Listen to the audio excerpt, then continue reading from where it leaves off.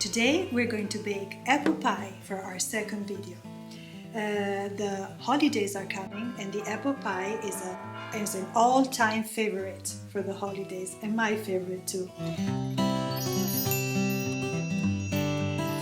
For the double crust we need 2.5 cups of all-purpose flour, 1 cup of butter, 2 tablespoons of confectioner's sugar, a pinch of salt, and some ice-cold water. For the filling, we need 6 or 7 apples, depending on their size. I usually use the golden delicious ones, but also the Granny Smiths are very good. Then we need lemon juice, 1/4 of a cup of sugar, 1/4 of a cup of brown sugar, 1.5 tablespoons of corn starch,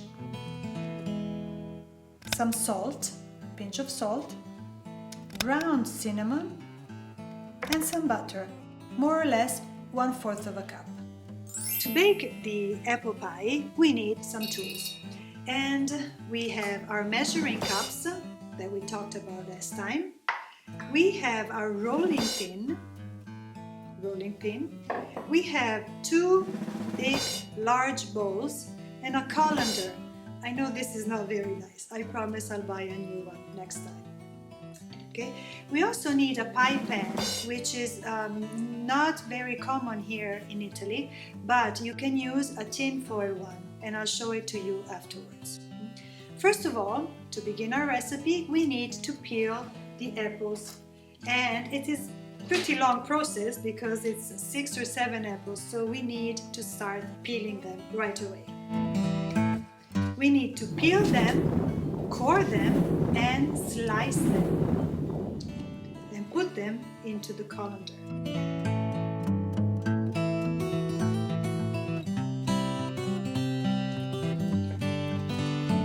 Now we're going to squeeze in some lemon juice.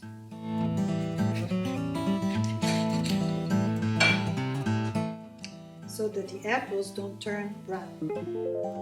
And also for the flavor, of course.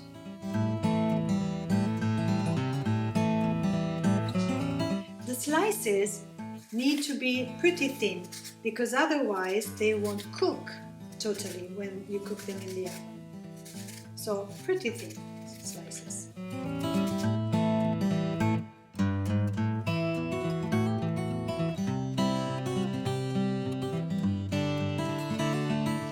Next thing we have to do is add these ingredients to the apples.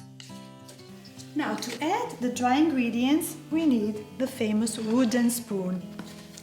Okay, toss the apples a little bit and start adding the dry ingredients.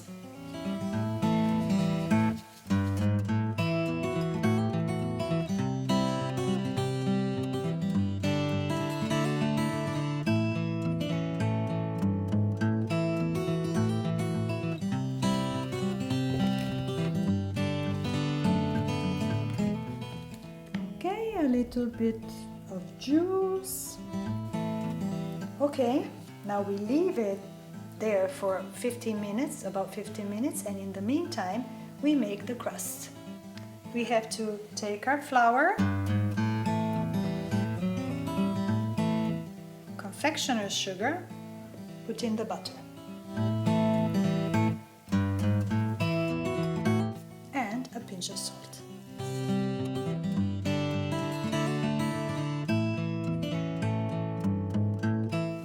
Now we need to add the ice-cold water. Add a little bit and see how the dough reacts. Okay, if you need more, you add more. Otherwise, you keep on working the dough if it's soft enough. Okay, it's ready. And we set it aside. We're tossing the apples in order to have the juice fall down into the bowl.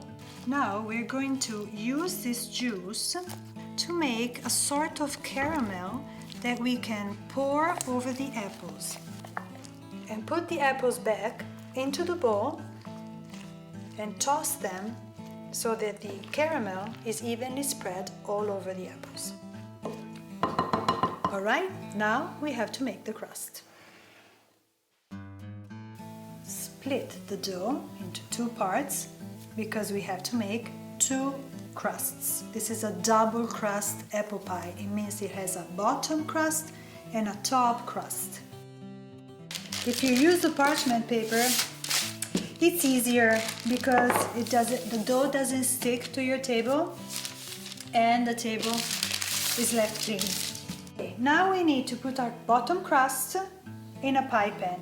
I used to have a very nice pie pan, a glass pie pan, but unfortunately I broke it. It fell down and I don't have it anymore. So I have to use these. If it's not really correct, we just put a little bit of dough. We have to preheat the oven to 200 degrees Celsius, which is 380 degrees Fahrenheit. And let's go back to our pie. Remember to make holes, little holes in the bottom crust so that it bakes evenly and it doesn't get soggy. All right, then let's pour our apples onto our crust.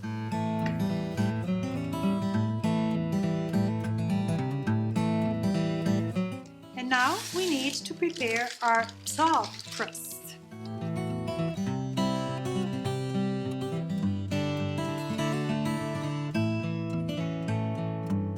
Okay, now we need to seal the top part to the bottom part of the pie.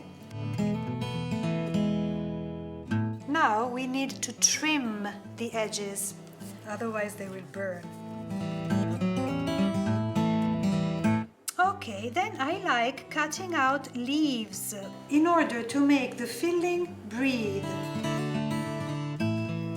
Let's put the pie in the oven. Bake for 1 hour, more or less. Nel Teacher's Corner di oggi vorrei parlarvi della lettera H. In inglese la lettera H va pronunciata, sia che sia all'inizio della parola, sia che sia all'interno della parola. Ci sono solo 5 eccezioni in inglese di parole che iniziano con la H dove la H è muta e sono our, allora, honest, honor, heir and heiress e i loro derivati. Quindi queste sono le eccezioni in cui la H non va pronunciata, in tutti gli altri casi invece va pronunciata, quindi he, house, home, eccetera. Cosa succede? In questi lunghi anni di insegnamento ho notato che molte persone, soprattutto che all'inizio, quando stanno imparando le prime cose sull'inglese, forse per enfasi, per voglia così di parlare in inglese, molte persone mettono la H anche quando non c'è. Ad esempio, l'articolo indeterminativo an molte volte viene pronunciato hen, però in realtà hen vuol dire gallina, quindi ci potrebbero essere dei malintesi. Quindi facciamo così, pronunciamo la H quando c'è e non pronunciamola quando non c'è. And here it is, nice and hot. But if you want to cut out neat slices, you should let it cool down completely and then cut out the slices. Otherwise the filling, if it's hot, will fall over. And serve it with a scoop of vanilla ice cream. Perfect.